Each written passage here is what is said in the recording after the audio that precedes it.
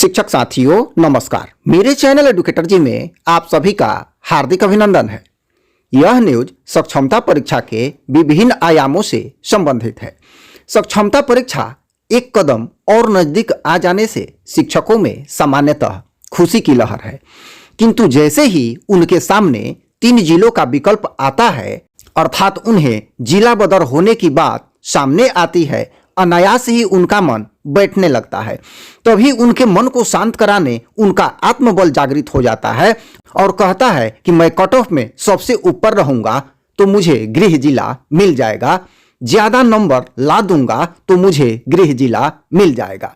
किंतु यहीं पे उनसे गलती हो रही है। नियोजित शिक्षक यह मानकर चले कि सभी शिक्षक एक दूसरे के समकक्ष हैं, कोई किसी से कम नहीं है और सभी परीक्षा देंगे, परीक्षा में सभी शिक्षक शामिल भी होंगे।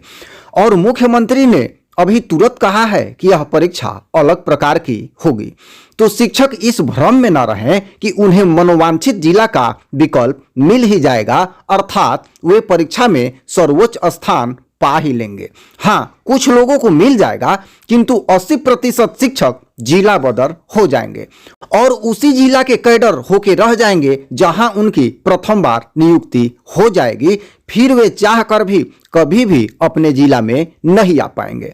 तो कुछ नियोजित शिक्षकगण इस भ्रम में हैं कि उनकी सक्षमता परीक्षा नहीं ली जाएगी, तो ये उनका केवल भ्रम ही है। यह मानकर चलें कि सभी नियोजित शिक्षकों को सक्षमता परीक्षा देनी ही पड़ेगी। तो नियोजित शिक्षकगण कुछ ऐसा करे कि सरकार ऐच्छिक स्थानांतरण पर कुछ सोचे और 3 जिलों वाला विकल्प हटाए, जैसा कि पूर्व के विशिष्ट शिक्षक नियमावली में था। उसमें 3 जिलों का विकल्प नहीं था, यह बाद में जोड़ दिया गया है। सोचने वाली बात यह है कि इतने दिनों से सेवा देने वाले शिक्षक अपना शेष जीवन दूसरे जिले में कैसे व्यतीत कर पाएंगे, वे वहां कैसे एडजस्ट होंगे और कैसे गुणवत्तापूर्ण शिक्षण का कार्य करा पाएंगे। इस मुद्दे पर आइए बयान के रूप में 2 वीडियो क्लिप देखते हैं, एक शिक्षक नेता का और दूसरा एक सधे हुए पत्रकार का, जिसमें बिल्कुल स्पष्ट हो जाएगा कि इसका क्या उपाय है। तो आइए इस वीडियो में जानते हैं कि कौन नियोजित शिक्षक परीक्षा देंगे। क्या कुछ ऐसे भी नियोजित शिक्षक हैं जो बिना परीक्षा के ही राज्यकर्मी का दर्जा प्राप्त कर लेंगे, और इसी वीडियो में यह भी जानेंगे कि क्या शिक्षकों को इस परीक्षा का बहिष्कार कर देना चाहिए। आइए जानते हैं। जब आज हमारी बात हुई तो लोगों का कहना यह है कि जो मतलब कैबिनेट से पास हुआ है, जो सक्षमता परीक्षा की बात कही गई है, ये अब इसमें संशोधन सरकार के स्तर पर ही हो सकता है। अब हम लोग इस पर कोई संशोधन नहीं कर सकते हैं, क्योंकि जिस समय ये प्रस्ताव जा रहा था उसी समय अगर इन सब बातों का उल्लेख होता कि STET पास हो, टेट पास हो, या फिर जो BPSC में जिनको जो न्यूनतम कट ऑफ मार्क्स था, मतलब क्वालिफाइंग मार्क्स था, उससे ज़्यादा जो लोग लाए हैं उनको हम राज्यकर्मी का दर्जा दे दें, तो ये कोई प्रावधान आज के नियमावली में नहीं है। इसलिए संतोष जी, इसमें हमें नहीं लगता है कि कुछ हो पाएगा।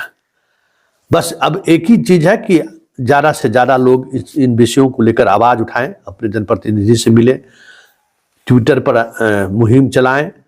आप मुहिम चला ही रहे हैं, कहीं न कहीं सरकार तक अगर बात पहुंची तो फिर इसमें कोई संशोधन में कुछ ऐसा नहीं है कि हार्ड एंड फास्ट वाली बात।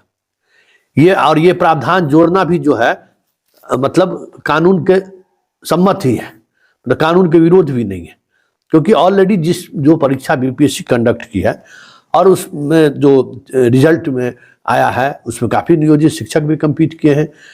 कई हजारों ऐसे शिक्षक हैं जिन्होंने जो क्वालिफाइंग मार्क्स था उससे ज़्यादा उन्होंने मार्क्स लाया है। तो ये जो आपका तर्क है, उस तर्क को स्वीकार करना हमें लगता है कि न विभाग के लिए असहज है, न सरकार के लिए असहज है। हाँ, लेकिन उपयुक्त जगह पर ये बातें पहुंचानी होगी, बिना वहां पहुंचाए हुए संभव नहीं है, क्योंकि सरकार के स्तर पर निर्णय हो चुका है। अब इसमें संशोधन करने के लिए है कि सरकार के तक ये सही बातें पहुंचे। जहां तक विभाग का सवाल है, तो विभाग आपकी इस खबर के आधार पर कुछ चीज़ों को हम लोग बढ़ाने की कोशिश करेंगे। अब मंत्री जी पहले से ज़्यादा मजबूत हुए हैं, तो मंत्री जी भी इस बात को अगर आगे बढ़ाएं तो फिर ये चीज़ें हो सकती हैं, क्योंकि मंत्री जी तो पब्लिक डोमेन के लोग हैं, पब्लिक ग्रीवांसेस को उन्हें सुनना चाहिए, और ये कहीं से भी गलत नहीं है। हैं कि जैसे ही बिहार विद्यालय परीक्षा समिति फॉर्म भरने का डेट जारी करेगा, हमारे आपके कहने से 1% भाई बहन भी नहीं मानेंगे, सबके सब फॉर्म भरेंगे और भरना भी चाहिए। लेकिन उस फॉर्म में स्पष्ट है कि फॉर्म भरते समय ही हमें 3 जिला का ऑप्शन देना पड़ेगा और हमारे मेगा अंक के आधार पर उस 3 जिला में कहीं भी हमारी पोस्टिंग होगी। यदि मेगा अंक के अनुसार उस 3 जिला में हम नहीं हो पाते हैं तो पूरे बिहार में कहीं भी हमारा पोस्टिंग हो जाएगी। और चूंकि यह जिला स्तर पर एकल कैडर है, इसलिए उसी जिला में पूरी जीवन हमको नौकरी करना पड़ेगा या पुनः जिला ट्रांसफर कराएंगे। भविष्य में अगर ऐसा नियम आता है, अभी ऐसा नियम नहीं है, तो हमें सारी वरीयता खो करके उस दिन से करना पड़ेगा। मैं तमाम शिक्षक साथियों और नेतृत्वकर्ताओं से बार बार आग्रह करके कहा हूं कि हमें इसका निकालना चाहिए समाधान। और निश्चित रूप से जब हमारा एकल संवर्ग है तो हमें एक जिला में ही पोस्टिंग होना चाहिए और हमें जिला के अंदर ही रखने का प्रावधान होना चाहिए। मैं बिहार के सभी शिक्षक नेतृत्वकर्ताओं से आग्रह किया, आह्वान किया, फोन पर बात किया कि आप आगे आइए, नेतृत्व कीजिए। लेकिन अफसोस की बात है कि ऐसा नहीं हुआ। शर्म तो हमें ये आ रही है कि पता नहीं इस नियमावली में लोग क्या देख रहे हैं कि हमारे ही कुछ शिक्षक भाई बहन, हमारे ही कुछ नेतृत्वकर्ता भाई बहन लगातार सरकार को बधाई पर बधाई देते जा रहे हैं। मुख्यमंत्री को बधाई दे रहे हैं, शिक्षा मंत्री को बधाई दे रहे हैं इस नियमावली के लिए। ये जहरीला नियमावली में लोग क्या देख रहे हैं, वेतन हमें उतना ही मिलेगा जितना मिलता था, ट्रांसफर हमारा हो सकता है मोतिहारी में है तो कल बांका हो जाए, गया हो जाए, कहीं पोस्टिंग हो जाए, जीवन भर वहां रहना पड़ेगा। खैर उनको जो लग रहा है, लेकिन हमने निश्चय किया है कि अब हमें, कल ही हम घोषणा किए हैं कि हम बजटकालीन सत्र में रोड पर लड़ेंगे, हर हाल में लड़ेंगे, निश्चित रूप से लड़ेंगे।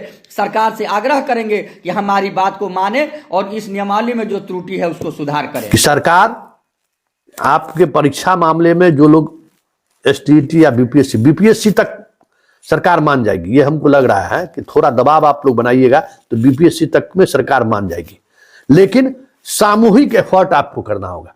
सामूहिक एफर्ट में आप अपने विधायक से मिलिए और कोई बाइस्टेनेस मत रखिए, अपने विधायक से मिलिए, मैं भी आपके साथ हूं, विधायक से मिलिए, मंत्री से मिलिए, दूसरे विभाग के मंत्री से मिलिए, सरकार तक ये बात पहुंच गई, तेजस्वी यादव से मिलिए, तो ये तय मानिए कि जो बीपीएससी वाले हैं उनको तो राहत, उनको तो छूट मिल जाएगा। ये आज के बातचीत से भी हमको लगा। एसटीईटी, टीईटी और योग सक्षमता वाले को हमें लगता है कि थोड़ी परेशानी है, लेकिन बीपीएससी वाले को हो जाए।